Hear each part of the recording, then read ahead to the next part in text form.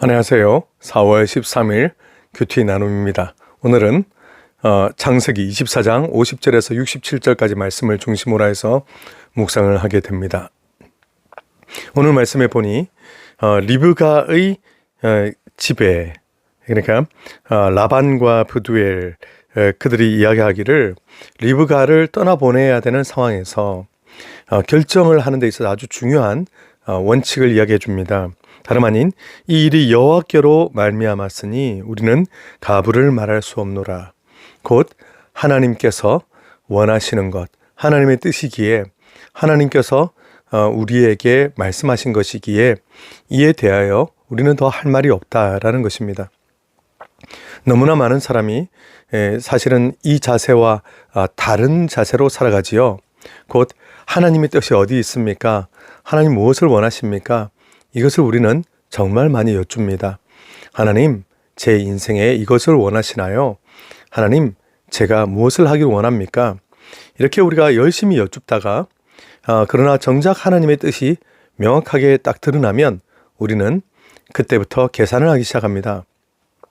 이것을 말씀대로 따라가게 될 경우 내가 받아야 될 그런 수치와 모욕, 그리고 내가 이제 무엇이 좋고 무엇이 나쁜가를 계산하다가 그만 계산이 좀 내가 원래 계획했던 것과 어긋나게 되면 우리는 그 자리에서 순종을 하기보다 오히려 하나님께 뜻을 돌이켜 주시기를 구하게 됩니다.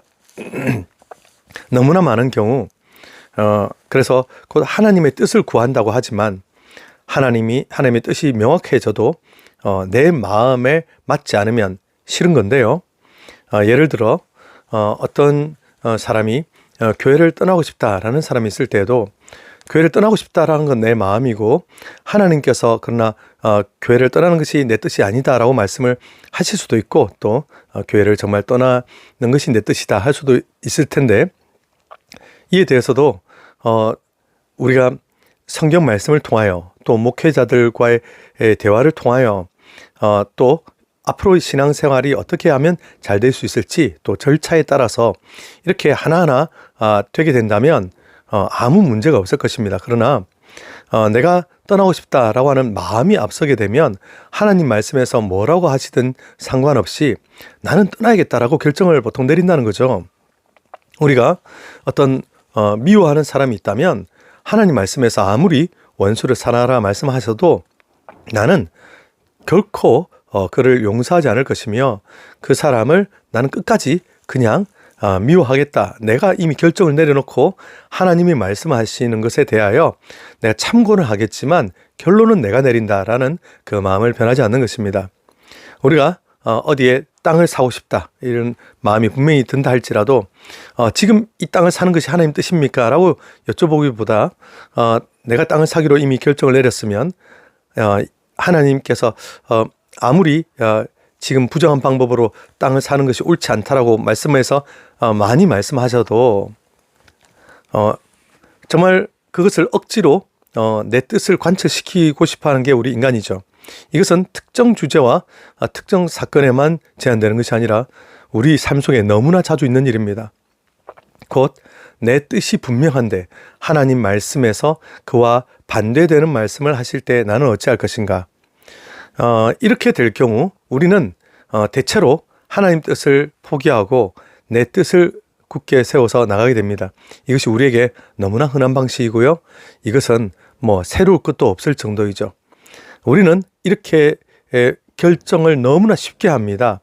그러면서 하나님 뜻 운운하지만 결국은 내 마음과 내 뜻대로 가는 경우가 많죠. 그래서 우리는 하나님의 말씀을 너무 많이 어기고 또 하나님 뜻을 우리는 왜곡하며 나에게 그냥 맞춰서 아전인수격으로 말씀을 이렇게 하는 경우들이 정말 많이 있습니다. 그러나 오늘 라반과 브두엘의 이 반응을 보면 깜짝 놀랍습니다. 그들이 하는 말은 이 일이 여호와께로 말미암았으니, 그러니까 리브가가 시집을 가게 된 이 문제에 대해서 말씀하는 것이죠. 우리는 가부를 말할 수 없노라. 이것은 오직 여호와 한 분의 뜻이므로 따라야 한다는 것입니다. 하나님께서 그 백성들을 인도하실 때 때로 우리의 생각과 우리의 감정과 우리의 상황과 반대되는 방식으로 이끄실 때가 있습니다. 내가 소원을 두고 소원의 항구로 주님께서 인도하시는 경우도 있지만 정반대되는 경우들도 있지요. 그런데 그렇게 될 때 우리는 하나님 한번 재고해 주시면 안 되겠습니까? 하나님 이건 아닌 것 같습니다 라고 우리 의견을 낼 때도 있고 또 많은 경우 이렇게 거부하면서 끝까지 버팅기기도 하는데요. 오늘 보면 정말 어쩜 이렇게 하나님의 뜻이 분명함으로 우리가 그에 순종한다. 그런데 이 그대로 말씀대로 한다는 것은 쉬운 일이 아닙니다. 왜 리브가의 경우는 왜 쉽지 않을까요? 가장 중요한 것은 지금 이 리브가의 오빠 되는 이 라반 그리고 이제 부두엘 참 너무나 멀리 이제 보내야 되는 거잖아요. 지금 여기 바로 지금 이 지역은 페르시아 만 부근에 있는 땅이고요. 그래서 멀리 엄청나게 멀리 아브라함이 이주해 왔던 그 길을 따라서 이제 와야 되는데 참고로 결혼식에도 못 갈 뿐만 아니라 나중에 시집가서 리브가가 잘 살고 있는지 한번 구경도 갈 수 없을 정도로 멀리 가는 것입니다. 특히 옛날에는 비행기도 없고 했기 때문에 외국에 멀리 시집을 간다? 대체 이걸 어떻게 해석해 줘야 될까요? 대체 이걸 어떻게 받아들일 수가 있을까요? 외국 사람하고 외국의 외국 사람하고 결혼하는 것도 그런데 한번 얼굴도 본 적 없는 사람에게 우리 딸을 우리 여동생을 줘야 되는 것이죠. 이거 어떻게 보통 일이 아니지요. 그런 가운데서도 그들은 여호와 하나님께서 뜻하신 것이라면 여호와 하나님께서 계획하신 것이라면 우리는 이에 대하여 뭔가 뭐가 옳고 뭐가 그런 것에 대해서 말하지 않고 하나님 뜻에 순종하겠습니다 라고 해서 보내게 됩니다. 참으로 대단한 믿음이 아닐 수가 없습니다. 이제부터 리브가가 그 약대, 낙타와 또 여러 이런 함께 해서 이제 떠나게 되는 길은 무려 3개월 내지 4개월이 걸리는 어마어마하게 먼 길이고요. 이스라엘 땅에 딱 도착을 해놓고 보니 그냥 참 그동안에 왔던 길이 그냥 서러움이 북받칠 정도로 보통 위험하고 힘든 길이 아니었겠지요. 이 멀고 먼 길을 리브가가 이제 지나서 오게 되는데요. 리브가도 가만 보면 여장부입니다. 우리 평범한 사람들에게 그렇게 서너 달이 걸려야 되는 곳으로 시집을 가며 또 얼굴도 모르는 사람과 결혼을 해야 되며 또 뭐 이런 기타 등등 되게 될 때 또 한 번 만나보지도 못했으니 뭐 연애는 당연히 안 했고요. 이런 걸 이야기를 하게 되면 도대체 누가 우리 결혼을 하러 나서겠으며 또 누가 보내주겠습니까? 근데 참 이 라반과 부두엘의 믿음도 좋지만 리브가의 믿음도 정말 대단하고요. 결국 이렇게 믿음의 사람들이 하나님의 말씀에 따라 자기의 삶을 내려놓고 자기의 판단을 내려놓고 순종함으로 오늘 이런 위대한 역사를 경험하게 되는 것을 볼 수 있습니다. 이삭과 리브가 이삭은 어머니가 돌아가신 후에 상심이 컸다가 리브가로 말미암아 나중에 어머니를 장례한 후에 위로를 얻었더라 이렇게 됐죠. 사라가 이제 없고 나서 없는 상태에서 이삭이 혼자 이렇게 많이 고통받고 했던 마음, 그것이 이제 리브가를 통해서 위로를 받게 되는데요. 이렇게 이삭과 리브가가 결혼을 함으로써 에서와 야곱도 나오게 되고 그리고 야곱의 집안에서 또 12명의 아들이 나오게 되면서 요셉이라고 하는 정말 중요한 인물로 이제 점점 포커스가 맞춰져 가게 되는 것입니다.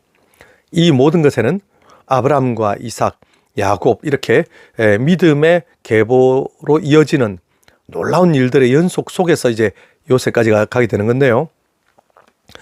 오늘 이 라반과 부두엘 비록 그들이 평소 때에 완전한 신앙인은 못 되었을지라도 이렇게 큰 결정을 내림에 있어서 여호와 하나님께서 원하시는 것, 여호와 하나님께서 바라시는 것 그것을 딱 전면에 내세우고 비록 우리 상황에는 우리 마음에는 들지 않지만 비록 말도 안 되는 결혼이지만 몇 달을 걸쳐서 가야 되기 때문에 나중에 한번 구경도 못 가볼 그런 먼 곳이지만 그러나 하나님 뜻이라면 순종하겠다.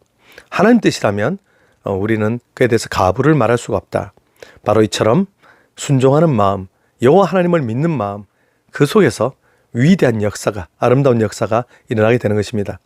오늘 우리는 지금의 나의 상황과 현실만 보며 도무지 여기서는 다른 방법이 없다 이렇게 생각이 들 때에도 하나님의 말씀이 그에 대해서 만약에 반대하시고 또 다른 뭔가를 내게 말씀하신다면 여호와의 말씀에 순종하게 될 때, 여호와의 말씀을 따르게 될 때 그때 우리에게 진짜 복이 임한다는 사실을 기억하시고 부디 하나님의 말씀을 온전하게 순종하는 그 길 안에서 우리가 행복을 누리는 저와 여러분 되기를 바랍니다.